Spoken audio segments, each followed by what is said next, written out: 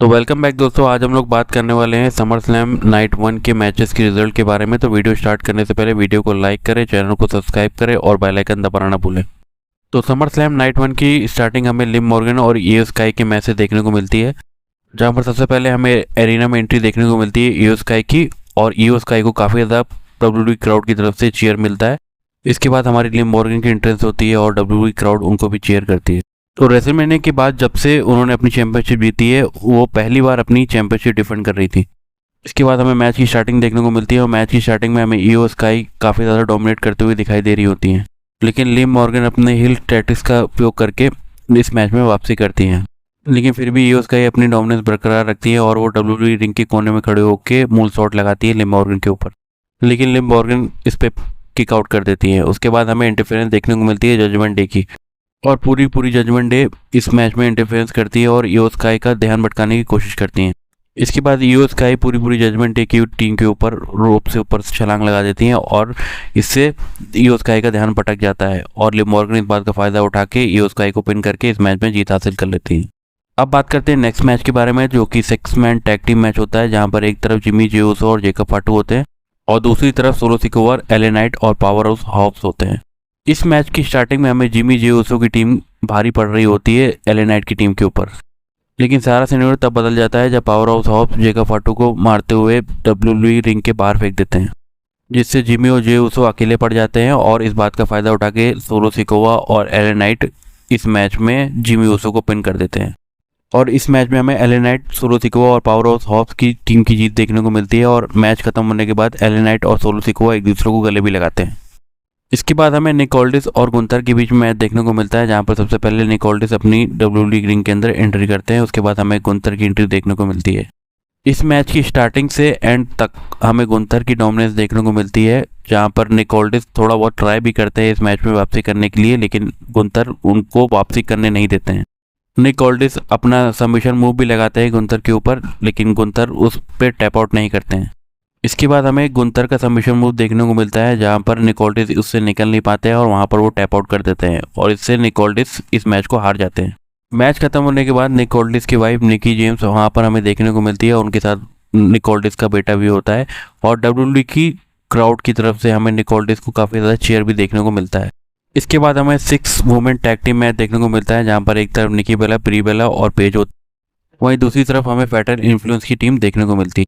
इस मैच में हमें निकी बेला की काफ़ी दिन बाद वापसी देखने को मिलती है और इस मैच में हमें निकी बेला और ब्री बेला की टीम की हार भी देखने को मिलती है, और मैच खत्म होने के बाद हमें ब्री बेला और निकी बेला का हील टर्न भी देखने को मिलता है पेज के ऊपर, क्योंकि इस मैच में जो पिन होती हैं वो पेज होती हैं और पेज की वजह से ही इस मैच में ब्री बेला और निकी बेला को हार का सामना करना पड़ता है, जिससे गुस्सा होकर निकी बेला पेज पर अटैक कर देती है। तो अगली मंडे नाइट रॉ या स्मैकडाउन में हमें पेज एक नई रेसलर के साथ देखने को मिलेगी, जहां पर उनका मुकाबला ब्री बेला और निकी बेला के साथ होने वाला है, और आगे की स्टोरीलाइन अभी कुछ दिनों तक हमें इन दोनों के बीच में ही देखने को मिलने वाली है। इसके बाद हमें कोडी रोड्स और सीएम पंक का मैच देखने को मिलता है और इस मैच की स्टार्टिंग काफ़ी ज़्यादा स्लो होती है, जहां पर सीएम पंक और कोडी रोड्स इस मैच में थोड़ा धीरे अपनी हाइप बनाना शुरू करते हैं।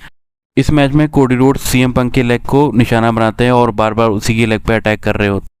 कोडी रोड्स सीएम पंक के ऊपर सबमिशन मूव भी लगाते हैं पैर मोड़ के, लेकिन सीएम पंक कैसे जैसे उस सबमिशन को छुड़ा लेते हैं। इसके बाद सीएम पंक कोडी रोड्स पे अपना सबमिशन मूव लगाते हैं और कोडी रोड्स भी रिंग की रोप को पकड़ लेते हैं और इस सबमिशन मूव से रिलीज हो जाते हैं।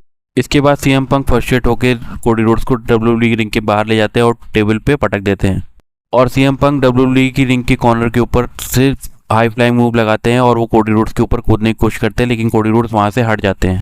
सीएम पंक जैसे ही डब्ल्यूडब्ल्यूई की कमेटी टेबल पे कूदते हैं और वो अपना लेग भी इंजर्ड कर लेते हैं। उसके बाद हमें कोडी रोड्स सीएम पंक की तरफ आते हैं और वो डब्ल्यूडब्ल्यूई रिंग की तरफ खींच के उनको अंदर लेके जाते हैं। उसके बाद वो अपना कोडी कटर लगाने की कोशिश करते हैं, लेकिन कोडी कटर रेफरी के ऊपर लग जाता है और रेफरी जो होता है डब्ल्यूडब्ल्यूई की रिंग के बाहर गिर जाता है। इसके बाद कोडी रोड्स फिर से क्रॉस रोड्स लगाते हैं सीएम पंक के ऊपर और सीएम पंक भी डब्ल्यूडब्ल्यूई रिंग के बाहर चले जाते हैं, लेकिन तभी हमें रैंडी ऑर्टन की एंट्री देखने को मिलती है और रैंडी ऑर्टन डब्ल्यूडब्ल्यूई की रिंग के अंदर आते हैं और कोडी रोड्स के ऊपर आरक्यू लगा के वहां से भाग जाते हैं। तो इस बात का फायदा उठाकर सीएम पंक डब्ल्यूडब्ल्यूई की रिंग के अंदर आते हैं और कोडी रोड्स को पिन करके इस मैच को जीत लेते हैं, और इस तरह सीएम पंक अपनी चैंपियनशिप डिफेंड कर लेते हैं कोडी रोड्स के अगेंस्ट। इसके बाद हमें समर स्लैम का डे नाइट 1 का मेन इवेंट देखने को मिलता है, जो कि ब्रॉक लेसनर और ओबा फेमी के बीच में होता है और ये मैच हेल इन अ सेल वाला मैच होता है। तो इस मैच में सबसे पहले एंट्री लेते हैं हमारे ओबा फेमी। वो डब्ल्यूडब्ल्यूई रिंग के अंदर आते हैं और डब्ल्यूडब्ल्यूई क्राउड की तरफ से उन्हें काफ़ी ज़्यादा चीयर मिलता है। उसके बाद हमें ब्रॉक लेसनर की एंट्री देखने को मिलती है और ब्रॉक लेसनर एक आइकॉनिक एंट्री करते हैं पॉल हेमन के साथ और वो रिंग के चारों तरफ घूमते हैं। उसके बाद फिर वो डब्ल्यूडब्ल्यूई रिंग के अंदर जाते हैं।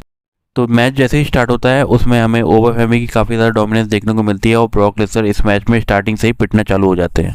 डब्ल्यूडब्ल्यूई रिंग के बाहर एक टेबल पड़ी होती है जहाँ पर ओबा फेमी ब्रॉक लेसनर को उठा के वहाँ पर पटक देते हैं। इसके बाद हमें ब्रॉक लेसनर की वापसी देखने को मिलती है और ब्रॉक लेसनर ओबा फेमी पर जर्मन सुपरप्लेक्स लगाते हैं 3 से 4 और उनको ऊपर F5 लगा ही रहे होते हैं। तभी ओबा फेमी इस मैच में फिर से वापसी करते हैं और उनको उठा के डब्ल्यूडब्ल्यूई रिंग के बीचों बीच पटक देते हैं। इसके बाद ब्रॉक लेसनर स्टील स्टेप लेके आते हैं और ओबा फेमी पे अटैक करना चालू करते हैं। फिर ब्रॉक लेसनर ओबा फेमी पे 3 F5 भी लगाते हैं, लेकिन ओबा फेमी पे इस बात का कोई असर नहीं पड़ता है। फिर ब्रॉक लेसनर चेयर शॉट भी लेते हैं ओबा फेमी के ऊपर, लेकिन ओबा फेमी इस बात से भी अपनी रिकवरी कर लेते हैं और ब्रॉक लेसनर को फिर से पिन करने की कोशिश करते हैं, लेकिन ब्रॉक लेसनर फिर से किक आउट कर देते हैं। इसके बाद हमें सबसे शॉकिंग मूवमेंट तब देखने को मिलता है जब ब्रॉक लेसनर उठते हैं और वो डब्ल्यूडब्ल्यूई का जो रिंग सर्विस होता है उसको फाड़ देते हैं और उसके बाद वो अंडरटेकर का मूव लगाते हैं टॉम्बस्टोन और उसके बाद वो पिन करना चालू करते हैं जैसे अंडरटेकर कभी पिन किया करते थे जीभ निकाल के बाहर, लेकिन ओबा फेमी इस पे भी किक आउट कर देते हैं। इसके बाद हमें ओबा फेमी वापसी करते हुए दिखते हैं और वो डब्ल्यूडब्ल्यूई की रिंग के बीचों बीच ब्रॉक लेसनर को पटक देते हैं और उनको पिन कर देते हैं और मैच वहीं पर एंड हो जाता है। मैच खत्म होने के बाद ब्रॉक लेसनर बैक से जा रहे होते हैं, लेकिन हमें फिर से ब्रॉक लेसनर की वापसी देखने को मिलती है डब्ल्यूडब्ल्यूई रिंग की तरफ। तो ब्रॉक लेसनर ओबा फेमी को काफ़ी ज़्यादा अप्रिशिएट भी करते हैं और उनको हक भी करते हैं। इसके बाद हमें ब्रॉक लेसनर का एक छोटा सा प्रोमो कट देखने को मिलता है जहां पर वो बोलते हैं कि वो पास्ट है और ओबा फेमी आने वाला फ्यूचर, और ये कह के वो डब्ल्यूडब्ल्यूई रिंग के बैक स्टेज चले जाते हैं और हमें समर स्लैम की एंडिंग देखने को मिलती है। तो दोस्तों आज की वीडियो यहीं तक थी। वीडियो को लाइक करें, चैनल को सब्सक्राइब करें और बेल आइकन दबाना ना भूलें। Thank you.